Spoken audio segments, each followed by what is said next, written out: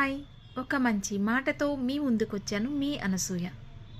ఈరోజు ఫిబ్రవరి 14 అంటే పుల్వామా దాడిలో అమర వీరత్వం పొందిన ఎందరికో అశ్రునివ్వాలి.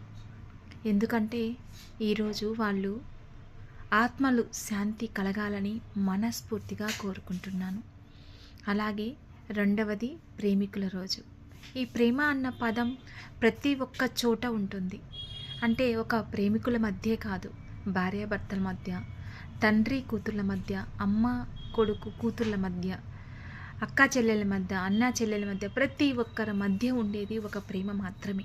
ఆ ప్రేమకి గుర్తుగానే ఈ వ్యాలంటైన్స్ డే.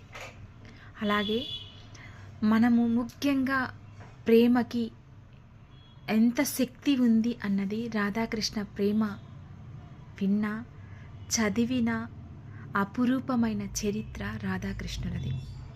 ఆ రాధాకృష్ణుల ప్రేమతోనే అన్నిటినీ జయించారు. ఏదైనా కూడా ప్రేమతోనే సాధించగలం. పగతోనూ ప్రతీకారాలతోనే కాదు కదా. ఒక ప్రేమ ఉంటే అన్నిటినీ జయిస్తాము. అందుకే అందరికీ మరొకసారి ప్రేమికుల దినోత్సవ శుభాకాంక్షలు.